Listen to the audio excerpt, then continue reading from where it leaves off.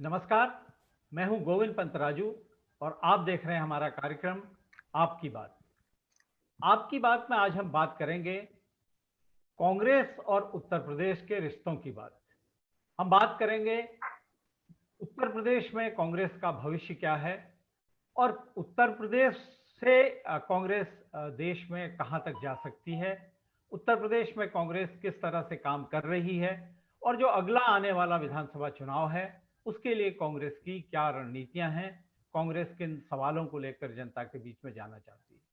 हम बात करेंगे कांग्रेस में जिस तरह से प्रियंका गांधी को एक उम्मीद के तौर पर उत्तर प्रदेश के लिए देखा जा रहा है, उसकी क्या प्रासंगिकता है, कितनी वो उपयोगी होंगी, कितना उनकी वजह से उत्तर प्रदेश में कांग्रेस में जान फूंकी जा सकेगी। इन तमाम मुद्दों की बात इस बातचीत में हमारे साथ आज शामिल हैं कांग्रेस के प्रवक्ता, कांग्रेस के वरिष्ठ नेता और हम सब लोगों के साथ बहुत लंबे समय तक उत्तर प्रदेश की राजनीति के तमाम अलग अलग दौरों को देखने वाले, उनको जानने वाले, उनकी नब्ज को पकड़ने वाले ओंकार नाथ सिंह हमारे साथ मौजूद हैं। वरिष्ठ पत्रकार शरद प्रधान और अभी थोड़ी देर में हमारे साथ जुड़ेंगे वरिष्ठ पत्रकार अतुल चंद्रा। बातचीत की शुरुआत मैं सबसे पहले शरद जी आपसे करना चाहता हूं। उत्तर प्रदेश में कांग्रेस की जो अभी की जो स्थिति है, आप उसको एक पत्रकार के रूप में कैसे देखते हैं? देखिए, आज की जो स्थिति है वो बड़ी दुर्भाग्यपूर्ण और दयनीय स्थिति है। और सबसे ज्यादा दुर्भाग्य इस बात का है कि लगता नहीं है कि कांग्रेस को इस बात का एहसास है। अब वो अनाप शनाप क्लेम्स बोल देते हैं कि हम सरकार बनाने जा रहे हैं। अरे भैया, पहले तो पैरों पे तो खड़े हो, फिर आगे की सोचना। लेकिन ये नहीं सोचते ये, जिस तरह कांग्रेस के बारे में कहा जाता है कि लोग जो है पैर पे कुल्हाड़ी मारते हैं, कांग्रेस कुल्हाड़ी पे पैर मारती है। और इनको जो है ऐसा लगता है कि बल्कि जिन जिन प्रदेशों में भी देखिए, राष्ट्रीय स्तर पे कांग्रेस को लगता है कि विपक्ष से लड़ने की आदत नहीं है, उसको अंदरूनी अंदरूनी तौर पे लड़ने, आपस में लड़ते हैं, लड़ मर के वहीं खत्म कर लेते हैं पार्टी को। और वही नतीजा हुआ उत्तर प्रदेश में। आज इतने सालों में कभी सीरियस प्रयास नहीं हुआ कांग्रेस को रिवाइव करने का। आज की डेट में एक मौका था, फिर वही तमाशा, वही पुरानी बातें। हम तो शुरू में लगता था कि वाकई में प्रियंका गांधी सिंसियर है और प्रियंका गांधी को उनकी माता जी नहीं आने देती हैं क्योंकि वो पुत्र प्रेम से ग्रसित हैं, तो वो प्रियंका गांधी को मौका नहीं देती हैं। क्योंकि जैसा पिछले चुनाव में हुआ था कि पिछली बार ऐसा लग रहा था कि पहले अनाउंस हुआ वो इंचार्ज हो गई, ये होंगी, फिर वो गायब हो गई, फिर वो 3-4 हफ्ते तक नहीं आई, फिर आई, फिर गायब हो गई। टोटल टाइम उन्होंने पिछले इलेक्शन में 12 दिन का यूपी को दिया। अगर 12 दिन में कोई सोचता है कि वो यूपी का कैंपेन चला सकता है तो भगवान ही मालिक है ऐसी पार्टी। उसके बाद लगा कि चलो कोई भी वजह रही हो, अब की बार लगा कि हाँ, बस वो आई, अनाउंसमेंट किया, 3 दिन से ज्यादा नहीं रुकती है। पता नहीं क्या वजह है, मुझे इसका जानना बड़ा जरूरी है कि क्या वजह है, 3 दिन से ज्यादा नहीं रुकती है और फिर उसके बाद गायब हो जाती है। अब पिछले बार, इससे जब पिछली बार आई थी तब वो नसीमुद्दीन सिद्दीकी के वहाँ एक मीडिया से इंटरेक्शन भी हुआ था। उसमें मैंने स्वयं पूछा था उनसे कि भाई अब आप रेगुलर रहिएगा, बड़ी दिनों से चर्चा है कि नहीं नहीं, मैं तो बस आ रही हूँ, मतलब बेटी को छोड़ने यूएस जा रही हूँ, फिर आऊंगी, फिर मैं यहीं रहूंगी और पार्टी को चलाऊंगी। गायब, 1 महीने तक गायब। फिर आई, 3 दिन रही, अब फिर चली गई। तो मजाक हो गया। अब तो सोनिया गांधी, वो प्रियंका गांधी का ऐसा लगता है कि जो विपक्ष वाले उनको पॉलिटिकल टूरिस्ट कहते हैं वो सही है। हम अभी तक नहीं मानते थे। अफसोस ये होता है कि अगर कांग्रेस रिवाइव हो जाती या प्रयास करती रिवाइव करने का, तो कम से कम लोकतंत्र का भला होता। और उनको लगता नहीं कोई इंटरेस्ट है, देश में भी इंटरेस्ट नहीं है। अगर देश में इंटरेस्ट होता तो पार्टी को पुनर्जीवित करते, लेकिन पुनर्जीवित करने का कोई एफर्ट दिखता नहीं।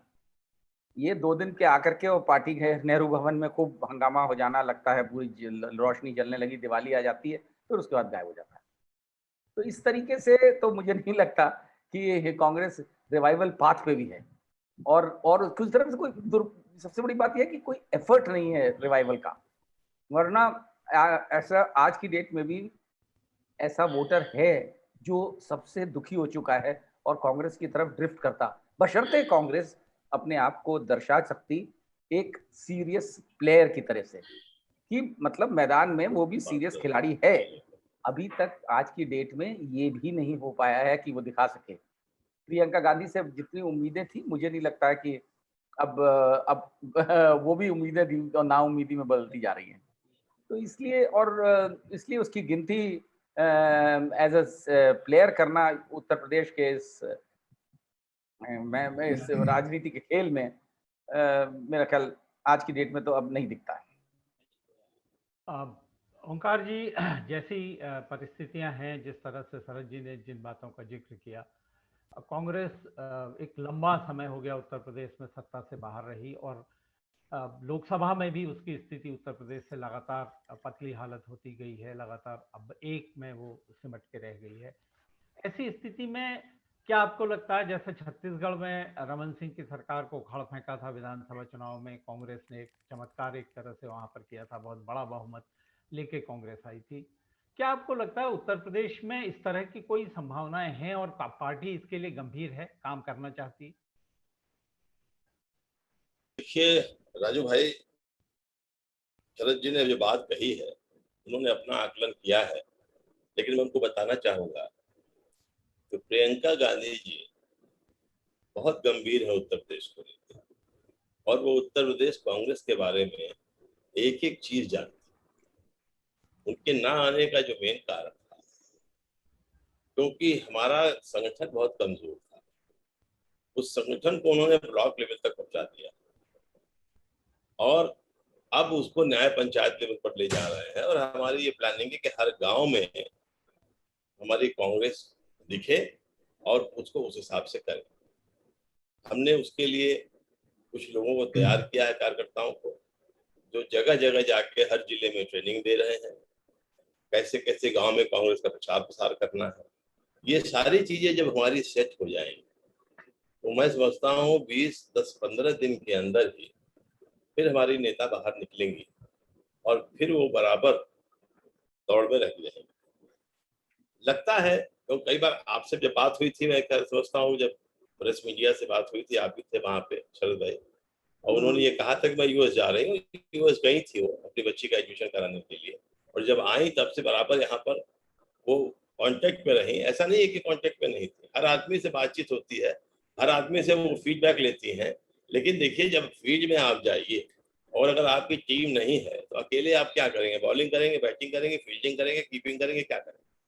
तो पहले तो टीम रिमोट तैयार कंट्रोल है करने का। कोई, वो रिमोट कंट्रोल से चला रही नहीं, रिमोट कंट्रोल नहीं भाई साहब। देखिए, अगर जनरल सेक्रेटरी इंचार्ज आके यहाँ बैठ जाएगा तो प्रेसिडेंट को तो कोई पूछेगा ही नहीं, तो प्रेसिडेंट क्या करेंगे? तो वो चीज वो नहीं करना चाहती है कि वो अपनी एक कोई टीम बनाए। वो प्रेसिडेंट के माध्यम से उस काम को करवा रही हैं, और जहां जहां उनके ऑफिस बेरर है जा रहे हैं उस काम को कर रहे हैं। ये देखिए, कोई भी हमारा आपके मैं ऑफिस एक बेरर चीज घर पे बोलना नहीं चाहता बैठा हूँ, हुआ है। जी एक छोटी सी बात मैं कहना चाह रहा हूँ कि देखिए, आपके प्रेसिडेंट बड़े भले आदमी हैं, लेकिन भला आदमी बड़ा लीडर नहीं हो पाता है। उनका तो मुझे एक ही उदाहरण है कि जब उनको उठा के योगी आदित्यनाथ ने फालतू के झूठे चार्जेस पे उठा के बंद कर दिया, उन चार्जेस पे आज तक कोई नहीं बंद हुआ होगा, और 1.5-2 महीने तक उनकी बेल नहीं हुई। तो मैसेज क्या जाता है पार्टी वर्कर्स में? तो यही मैसेज जाता है ना कि वो अध्यक्ष अपने आप की बेल नहीं अपनी करा सकता। कांग्रेस में बड़े बड़े 30 मार्का बैठे हुए लॉयर्स, कपिल सिब्बल और वो मनु अभिषेक सिंघवी चिदम्बरम, उस बेचारे की बेल नहीं करने कोई उतरा नहीं मैदान में। नतीजा क्या हुआ? मैसेज ये जाता है कि जब वो अपनी बेल नहीं करा पाता तो दूसरे का क्या भला करे। तो नहीं, ये आप एक लीडर बात किस तरह से बताइए। लीडर बनने लगेंगे नहीं, हैं? आपकी एक बात सही है, मगर आप एक बात बताइए, उन्होंने जो बेल नहीं कराई और उन्होंने कहा भाई देखिए आप कब तक बेल नहीं करते हैं, आराम से वो बैठ लिए, और बैठ के उन्होंने जेल में इंतजार किया मुख्यमंत्री का। तो मुख्यमंत्री की नहीं बदनामी इसके अंदर हुई? क्या किसी ने इसको तारीफ कहा होगा कि एक प्रदेश का अध्यक्ष, एक अच्छी पार्टी का अध्यक्ष जो उठा है, के बंद कर दिया जाए, कभी इस सोच सकता सिलसिले में था? उठा के बंद कर दिया जाए, इस सिलसिले में उठा के बंद कर दिया जाए, तो इसका जवाब तो उनको मिलेगा ना, जनता देगी उनको उसका जवाब। क्योंकि आप अगर नादिरशाही करिएगा तो उसका जवाब भी आपको मिलेगा, उसके लिए आप तैयार रहिए। आप ये समझते हैं कि आप आपकी नादिरशाही से जवाब नहीं मिलेगा, वो संभव नहीं है। अगर आप इस तरह की चीजें कर रहे हैं, एक उम्मीद पे प्रदेश दुनिया अध्यक्ष कायम को, है। वो भी इतनी बिल्कुल पुरानी बिल्कुल। पार्टी के प्रदेश अध्यक्ष को आप बंद कर रहे हैं गुनाह बेलज्जत, चार्जेस, तो कोई फिर कोई ग्राउंड नहीं। बिना कोई चार्ज नहीं, तो क्या? आपकी बात अपनी जगह ठीक है, लेकिन मुद्दा यहाँ पर उत्तर प्रदेश में कांग्रेस के रिवाइवल का है।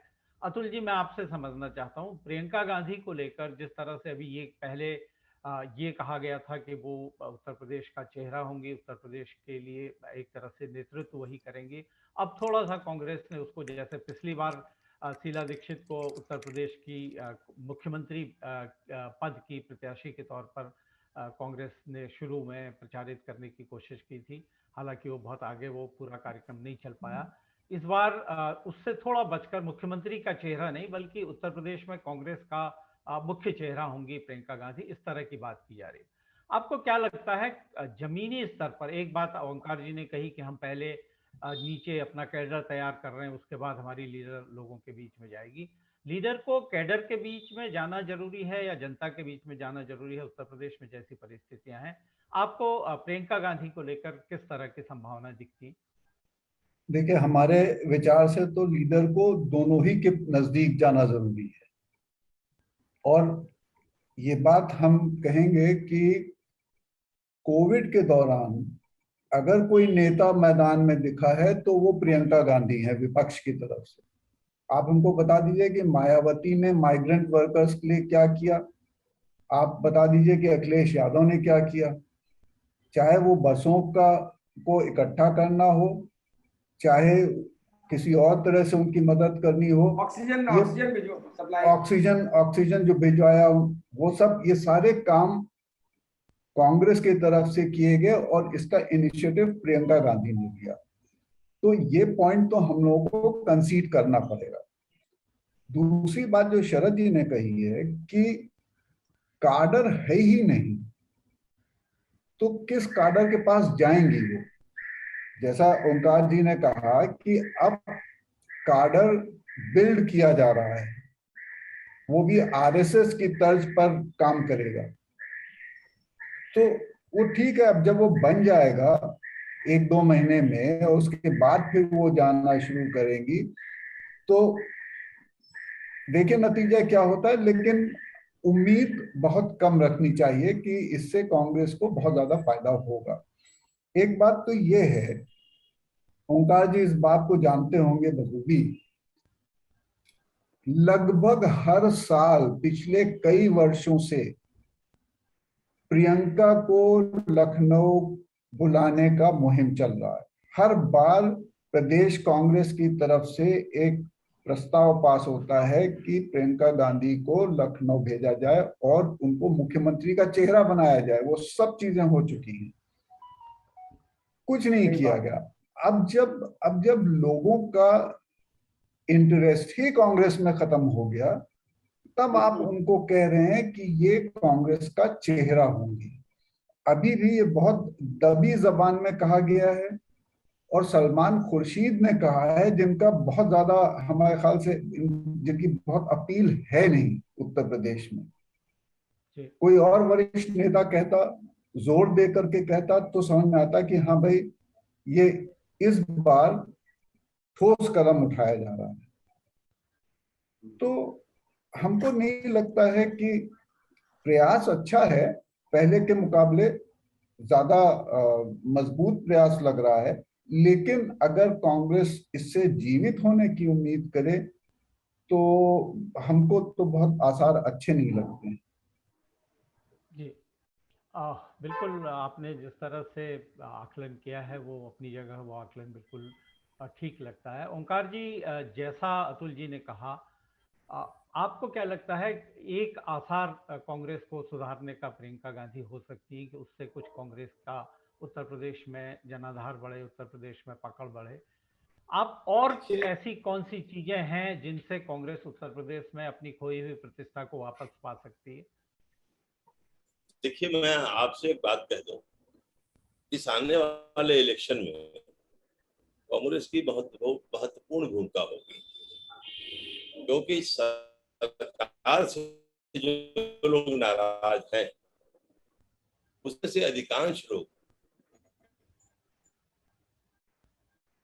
समाजवादी पार्टी को नहीं जाना चाहते। उनका शासन वो देख चुके हैं।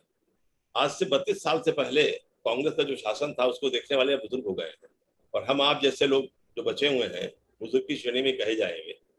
और उसके जो नौजवान पीढ़ी है उन्होंने तो देखा ही नहीं कांग्रेस शासन कैसा रहा है उत्तर प्रदेश में। लेकिन सब लोगों ने सपा और बसपा का शासन देखा और इनके शासन से लोग बहुत दुखी हो चुके हैं। तो जब यहाँ से निकलेंगे वो और जिस तरह से अतुल जी ने एक बात कही, मुझे सुन के बड़ी खुशी हुई। मैं अपने दूसरी बात में उसको कहता, लेकिन इन्होंने मार्क किया उस चीज को कि कोविड के दौरान सिर्फ और सिर्फ प्रियंका गांधी जी ही दिख रही थी और उनके ही प्रयास से सब कुछ जो कुछ चल रहा था विरोध पक्ष में। तो ये जनता भी समझ रही है और वो भी इस बात को बात करती है। और लोग अब कहने लगे कि शासन तो कांग्रेस ही करना जानती है, इन लोग के बस का है नहीं। जाति में और धर्म में ये प्रदेश इतना बच चुका है कि उस समय बताएगा कि कितने लोग उससे निकलते हैं, क्योंकि अब इनसे लोग आजिज आ गए। जिस तरह से हर चीज पर धर्म की छाप छोड़ देना, जात की छाप छोड़ देना ये लोग कर रहे हैं, तो जितनी भी पार्टियां हैं, लोग अब धीरे धीरे से ऊब रहे हैं, क्योंकि बेरोजगारी बढ़ रही है, व्यापार सारे ठप हो गए हैं, नौकरी के लिए लड़के भाग रहे हैं, उनको कुछ मिल नहीं रहा है। तो समाधान तो सब चाहते हैं, खाली ये कि आप 80 करोड़ को खाना पहुंचा दीजिए और राशन दे दीजिए, उसमें झोले पे अपना नाम दिखा दीजिए, इससे जनता संतुष्ट नहीं होने वाली। तो समय बताएगा। और हम जो प्रयास कर रहे हैं, निरंतर जनता के संपर्क में जाने का प्रयास कर रहे हैं और हमारे लोग, हमारे कार्यकर्ता भी जा रहे हैं और प्रियंका गांधी जी की मेहनत जरूर रंग लाएगी, मुझे ऐसा विश्वास है। मैं ये नहीं कहता कि मैं अकेले सरकार बना लूंगा, लेकिन सरकार बनाने की हमारी महत्वपूर्ण भूमिका होगी और एक अच्छी संख्या में होगी। चलिए, आप एक बड़ी उम्मीद के साथ कांग्रेस के लिए आप बहुत गंभीरता से सोच रहे हैं। अतुल जी, आपको क्या लगता है आज जो वक्त है, इस वक्त में कांग्रेस को और ऐसा क्या करना चाहिए जिससे उत्तर प्रदेश में जो वैक्यूम है, उस वैक्यूम में वो अपनी ज्यादा जगह बना सके? ऐसी कौन सी चीजें हैं जो कांग्रेस नहीं कर पा रही और कांग्रेस को करनी चाहिए, लोग उससे अपेक्षा रखते हैं? इसका हल्का सा जिक्र शरद जी ने किया था। कांग्रेस के लिए सबसे जरूरी है केंद्र में एक मजबूत नेतृत्व बताना कि है। वो नेतृत्व मजबूत नहीं है। अभी जो 100 से ऊपर लोगों ने चिट्ठी लिखी थी कांग्रेस में फेरबदल के लिए और ट्रांसपेरेंसी के लिए, वो अभी भी दूरी बनाए रखे। दूसरी चीज ये कि कांग्रेस को जो उनके इंटरनल फ्यूड्स हैं, छत्तीसगढ़ में, पंजाब में, केरल में, कर्नाटक में, उसको उन्हें, राजस्थान में, उसको उन्हें फर्मली डील करना चाहिए। अभी क्या है कि ये टालते रहते हैं कोई फैसला लेने से। आज की तारीख में भी पंजाब में ये नहीं समझ में आ रहा है कि सिद्धू की क्या हैसियत है और कैप्टन की क्या हैसियत है। छत्तीसगढ़ में मामला टेम्परेरी सुलझाया है भी, राजस्थान में भी पायलट जो है वो नाराज बैठे हुए हैं। चर्चा है कि वक्त आने पर वो भी ज्योतिरादित्य की तरह पार्टी छोड़ देंगे। तो जब तक केंद्र नेतृत्व पार्टी का मजबूत नहीं होगा और इन समस्याओं को फर्म हैंड से नहीं सुलझाएगा, तब तक जो मैसेज डाउन द लाइन जाता है वो ये है कि सब कुछ बहुत ढीला ढाला है, कोई डिसीजन लेने की क्षमता किसी में नहीं है। भाई, मोदी जी ने गुजरात में पूरा ओवरहॉल कर दिया, एक मंत्री ने सिर्फ नाराजगी जताई। अब एक मंत्री की नाराजगी मोदी जी के खिलाफ और अमित शाह के खिलाफ क्या मैटर करेगी, ये हम सब जानते हैं। तो क्या पंजाब में ये नहीं तय कर सकते हैं कि अमरिंदर सिंह इंचार्ज रहेंगे या नहीं सिद्धू रहेंगे? एक तो सिद्धू को प्रमोट करना ही अपने आप में बड़ा गलत फैसला रहा है, क्योंकि सिद्धू एक ऐसा पॉलिटिशियन है जिसके ऊपर आप जरा सा भी भरोसा नहीं कर सकते हैं और उसको आप कंट्रोल नहीं कर सकते। ये क्रिकेटिंग करियर से ये चीज दिखाई दे रही है। बिल्कुल, फिर आप बिल्कुल, क्यों उनको प्रमोट कर रहे हैं? आप आम आदमी पार्टी को ले जाने दीजिए, आप अपने जो और नेता हैं उनके ऊपर भरोसा कीजिए। तो ये जो डिलेमा वाली स्थिति रहती है, ये पार्टी को वीकन कर रही है, और इसी का परिणाम हमको यूपी में भी देखने को मिलेगा। तो यहाँ पर पार्टी को अपने आप को बदलने की बहुत सख्त जरूरत है। एक बिल्कुल, बात मैं बिल्कुल। बताना हाँ, चाहूंगा हाँ, अतुल जी, जी एक बात बताना चाहूंगा। जी जो आपने असंतुष्ट ग्रुप की बात की थी, जो G23 करके मशहूर हुआ था, जी वो जी मामला करीब करीब निपट गया है। अब सब लोग एक हो गए हैं और काम कर रहे हैं, और सबको जिम्मेदारियां भी मिली हुई। और आपने देखा होगा अभी जब कश्मीर गए थे तो बाकायदे आजाद साहब उनके साथ साथ थे, और नहीं, अब वो आजाद साहब को समस्याएं तो कर लिया है निपट गई। उन्होंने। हाँ, नहीं करीब करीब सभी लोगों को कर लिया, मनीष तिवारी को भी कर लिया, सभी लोगों को कर लिया है। थोड़ा बहुत जो कुछ है, अब थोड़ी बहुत तो एक रहती है, पार्टी विद इन डिफरेंस तो रहना ही चाहिए। अगर नहीं रहेगा तो फिर कैसे काम चलेगा? हर आदमी तो जिंदाबाद नहीं करेगा, थोड़ा बहुत तो करते रहते हैं लोग। लेकिन मैं एक बात आपको बता दूं, कांग्रेस पार्टी और बीजेपी में आज की तारीख में अंतर है। बीजेपी, इसमें कोई दो राय नहीं कि आज की पार्टी में स्ट्रांग बहुमत में है, केंद्र में, वहां पर नेतृत्व मजबूत इस समय इसलिए लग रहा है कि सब लोग सरकार से डर रहे हैं कि अगर हम इसकी मुखालफत करेंगे तो हमारे खिलाफ इंक्वायरी हो जाएगी, हमको जेल हो जाएगा, हमारे यहाँ छापे पड़ जाएंगे। जब आप देखिए सोनू सूद जो है, वो बेचारा जरा सा उसने मदद की और थोड़ा सा वो क्या कहते हैं आगे बढ़े, तो उनके यहाँ छापे आपने डाल दिए, खाली इसलिए कि वो आपकी क्या कहते हैं ब्रांड एम्बेसडर किसी चीज की बन गए। तो अब जब इस तरह की चीजें होंगी तो आदमी थोड़ा घबराता है, तो इसलिए उनको सुन रहा है। या समझ रहे हैं बहुत अच्छी चीज हो रही है, अच्छी नहीं हो रही है। पूरा का पूरा कैबिनेट आपने बदल दिया, तो आप क्या समझते हैं कि वो कैबिनेट के जितने लोग हैं वो चुपचाप बैठे रहेंगे? वो जवाब देंगे, उनको अपने समय से देंगे। दूसरी चीज देखिए, अभी हम चूंकि कमजोर हैं, हमारा तो लग रहा है कि नेतृत्व हमारा वीक है। आपको याद दिला दें, जब बीजेपी की और बसपा की सरकार ज्वाइंट हुई थी, और जब ये 6-6 महीने वाला चला था, और जिसमें कल्याण सिंह को हटना था नहीं हटे थे, और उसमें कितनी जूतम पजार हुई थी, और कितने क्रिमिनल सब जो थे सबके सब मंत्री बन गए थे उसके अंदर जाके कल्याण सिंह जी के पास, चाहते हुए भी अटल जी कुछ नहीं कर पा रहे थे, कुछ नहीं कर पा रहे थे, चाहते हुए भी। तो जब आदमी कमजोर होता है तो कुछ बातों को समझौता करना पड़ता है, लेके सब कुछ करना पड़ता है कि भाई अभी नहीं, थोड़ा लेकिन सा ओंकार जी, और उस मामले में जो कल्याण सिंह वाली बात आपने कही, वही अटल बिहारी वाजपेयी या वही बीजेपी नेतृत्व था जिसने कल्याण सिंह को उनके पद से इस्तीफा दिलवाया और हाँ उत्तर करेगा। प्रदेश में एक तो नया वो तब हुआ ना, जब मैं जब जब सरज अटल सरज जी, बिहारी मैं वाजपेयी आपसे दोबारा सरज जी, मैं चुनाव जीते, जब सरज जी दोबारा एक चुनाव जीते और जीतने के बाद उनकी दोबारा सरकार बनी, तब वो मजबूत हुए, तब उन्होंने बात कही। हाँ गोविंद क्या कह रहे हैं? एक किताब अभी पिछले दिनों आई है जिसको उत्तर प्रदेश में राज्यपाल के पूर्व विधि सलाहकार जो रहे हैं सीबी पांडे साहब, जो न्यायाधीश भी रहे, उन्होंने लिखा है, और 75 साल उस किताब का नाम है। उस किताब में उन्होंने हिंदुस्तान के पूरे बदलती हुई तस्वीर के बारे में बहुत कुछ लिखा है, अपने अनुभव लिखे हैं। और उनका उस किताब में ये कहना है, कांग्रेस को देश की उन्होंने जो 3-4 जो बड़े मुद्दे हैं, उसमें एक कांग्रेस का रिवाइवल भी वो एक मुद्दा मानते हैं।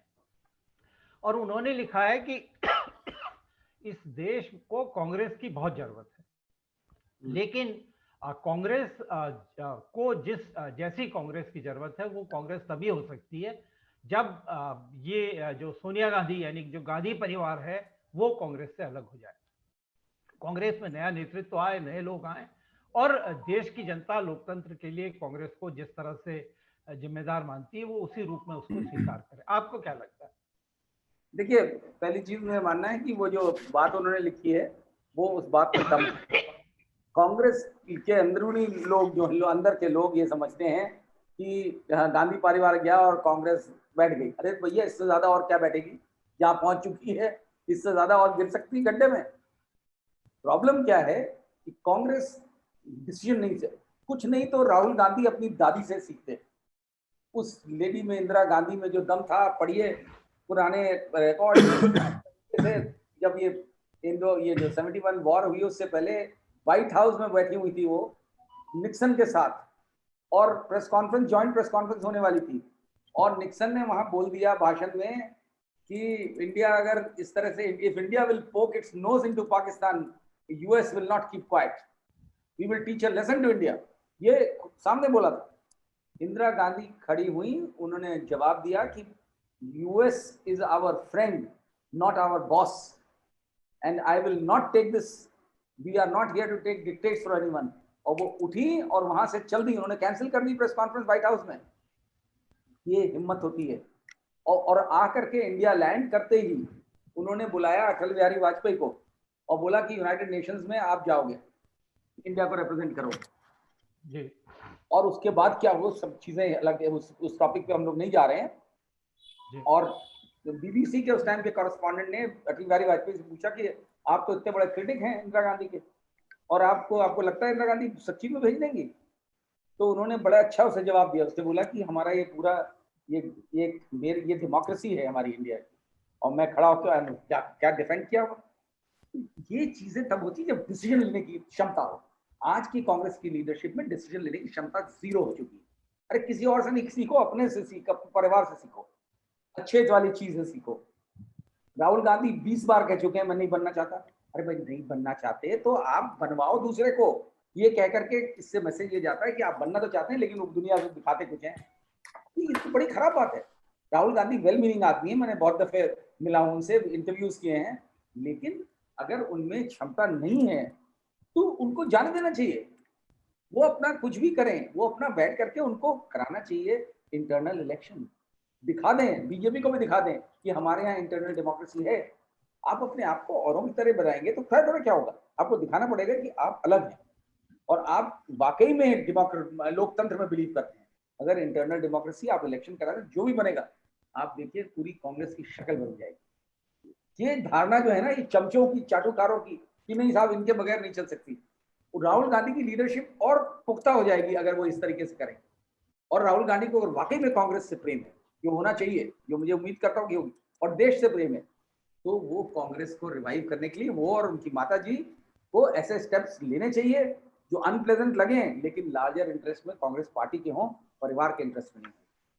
और वो तभी हो सकता है जबकि इस तरीके का वो लिया जाए मेजर जो आज तक किसी ने नहीं लिया। तब आप देखिए ये इस तरीके से ये ढुलमुल करना, उसको बढ़ा देना, इसको बैठा देना और फिर कहना नहीं हम तो नहीं कुछ करना चाहते, इससे पार्टी रिवाइव नहीं होने वाली। और जमीनी हकीकत जब आप कमी जब समझेंगे तभी आप जमीनी कमी से लड़ सकेंगे। काम चलाऊ जो रणनीति है, काम चलाऊ तरीका जो है, वो कम से कम आज कांग्रेस जिस स्थिति में है उसके लिए वो अनुकूल नहीं है, एक तरह से उसके लिए घातक है। भारत के लोकतंत्र में राष्ट्रीय दलों के तौर पर कांग्रेस की सबसे पुरानी और सबसे मजबूत छवि रही है, और अभी भी अगर हम अपने लोकतंत्र को, उसकी सेहत को बहुत जरूरत से ज़्यादा उसको सेहतमंद देखना चाहते हैं, तो हमें कम से कम 2-3 राष्ट्रीय दलों की जरूरत है जो मुद्दों पर एक राष्ट्रीय राय रख सके। क्योंकि भारत में हमने हाल के वर्षों में ये देखा है कि बार बार जो क्षेत्रीय दल हैं उनके बहुत ही लिमिटेड किस्म के इंटरेस्ट होते हैं, वो बहुत संकीर्णता से चीजों को देखते हैं। हाँ, अभी मैं आ रहा हूँ आपके पास। ऐसे में कांग्रेस की जो भूमिका है, क्या उत्तर प्रदेश में कांग्रेस अपने को इस स्तर तक ला सकने की क्षमता अपने अंदर मानती है ओंकार जी? बिल्कुल मानती है। और शरद भाई, मैं आपको विश्वास दिलाता हूं कि कांग्रेस आएगी, बैक करेगी और पूरी ताकत के साथ बैक करेगी। राहुल गांधी में, सोनिया गांधी में देशभक्ति का जो जज्बा है वो किसी भी भारतीय से कम नहीं है। मैं समझता हूं, मैं ये तो नहीं कहूंगा कि ज्यादा है, लेकिन किसी भी भारतीय से कोई डाउट नहीं कर रहा है। अरे भाई, और सुन लीजिए, नहीं मेरी बात सुनिए। और दूसरी चीज जहां तक है सवाल, ये कांग्रेस के चमचों की बात नहीं है। हर कांग्रेस के बाद दिमाग के अंदर ये बात है कि गांधी परिवार अगर हटेगा तो इस कांग्रेस को संभालेगा कौन, और कोई संभालने वाला बाहर निकल लेगा। कांग्रेस संभालने के लिए कांग्रेस के मेंबर ही तो किसी को, नेता को आगे बढ़ाएंगे ना। तो कांग्रेस के एक चीज है। और दूसरी चीज मैं आपको बताऊं, इनकी लोकप्रियता कांग्रेस के जितने भी नेता हैं सबसे ज्यादा है, भले चुनाव जिता पाए चाहे ना जिता पाए। आज ये जब जाते हैं कहीं तो 20,000 आदमी खड़ा हो जाता है सुनने के लिए, चाहे उसका असर हो चाहे ना हो। लेकिन किसी और के जाने पर वो भीड़ नहीं इकट्ठा हो पाती है, चाहे वो जितना काबिल हो। तो इन सब चीजों को देखते हुए कांग्रेस का जो नेता है वो सोचता है भाई कि इनको हमें आगे बढ़ाना ही बढ़ाना है, चाहे जैसे करें। एक चीज। दूसरी चीज मैं आपको बताऊं, देखिए इनकी लोकप्रियता की बात जो है, लोग गांधी परिवार से, नेहरू परिवार से बहुत खिलाफ। अब आज का जो सिस्टम है वो इतिहास ही बदल देना चाहता है, हर वो चीज के लिए बीजेपी नेहरू वाले जी को खिलाफ दोष है, देता वो है। सिर्फ हाँ, बीजेपी वाले खिलाफ है। मैं आपको एक किस्सा सुनाऊं। एक किताब लिखी थी गांधी एंड हिज थॉट, आचार्य जेबी कृपलानी ने 1961-62 में लिखी। उसमें एक वाकया था, और कृपलानी जी नेहरू के बाद में कितने क्रिटिक हो गए थे ये आप भी जानते हैं। एक वाकया था कि बिहार में जो है वो क्या कहते हैं, हिंदू मुस्लिम राइट हो गया था, बहुत से हिंदू और मुसलमान मारे गए थे। तो ये हुआ कि कांग्रेस जो है 4-5 बड़े नेताओं को वहां पर 10 दिन के लिए भेजे, तो उसमें 4 नाम तय हुए। आचार्य जी ने लिखा है उसके अंदर, कृपलानी जी ने, कि Mahatma Gandhi, because he started his education from Champaran, people were well respecting him. Secondly, myself, as because I started my career from Bihar as a teacher. Third, Dr. Rajendra Prasad, who was beloved leader of Bihar. And fourth, Jawaharlal Nehru, the darling of the nation. Gandhi परिवार के darling of the nation, Gandhi परिवार की लोकप्रियता इस style की होती थी कि उनका विरोधी भी उनकी आलोचना करता था, लेकिन जहां क्वालिटी की बात होती थी इजाजत नहीं देता, हम आपको ज्यादा, लेकिन आपसे विश्वास दिलाते हैं कि आपको बिल्कुल नहीं तकलीफ होगी, कांग्रेस पार्टी कम बैक करेगी हर हाल। कार्यक्रम समाप्त होने का वक्त है, लेकिन यथास्थितिवाद और परिवारवाद के मोह से, जैसा हमें अभी इस कार्यक्रम के दौरान भी लगा, कांग्रेस न तो उभर सक रही है और न उभरना चाहती है।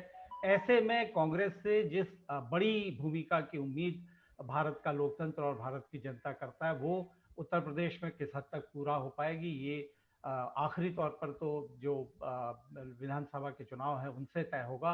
लेकिन जहां तक लोकप्रियता की बात आप यहां पर की गई, तो राहुल गांधी की लोकप्रियता कैसी है वो उनके अपने उत्तर प्रदेश का जो संसदीय चुनाव क्षेत्र था वहां हमने देखी, किस तरह से उनको पराजय का सामना करना पड़ा, ये भी हमने देखा। तो लोकप्रियता का पैमाना लोकतंत्र में जनता का वोट होता है, और उस वोट को हासिल करने के लिए राजनीतिक दलों को बहुत कड़े फैसले भी लेने पड़ते हैं। फिलहाल कांग्रेस ऐसा करती हुई दिखाई नहीं दे रही है, लेकिन फिर भी हम उम्मीद करते हैं कि कांग्रेस एक मजबूत पार्टी के तौर पर उत्तर प्रदेश में दोबारा से अपनी जगह बना पाएगी। इसी उम्मीद के साथ हम आज आपकी बात को यहीं पर समाप्त कर रहे हैं। अपने तीनों अतिथियों का हम धन्यवाद अदा करना चाहते हैं, और अपने जो हमारे दर्शक हैं उनसे अनुरोध करते हैं कि वो हमारे कार्यक्रम को शेयर करें, लाइक करें और सब्सक्राइब करें, और अपनी जो टिप्पणियां हैं, अपने जो हमारे कार्यक्रम को देखने के बाद उनकी जो प्रतिक्रियाएं हैं उससे हमको अवगत कराएं, ताकि द फ्री प्रेस के जरिए एक स्वतंत्र और निष्पक्ष पत्रकारिता को आगे बढ़ाने का जो काम हम करना चाह रहे हैं वो काम आगे बढ़े, सफल हो, और जो लक्ष्य है उसका लोकतंत्र को मजबूत करना, उसमें हम भी आप सबके सहयोग से हिस्सेदार बन सकें। आप सबका आभार, धन्यवाद, नमस्कार।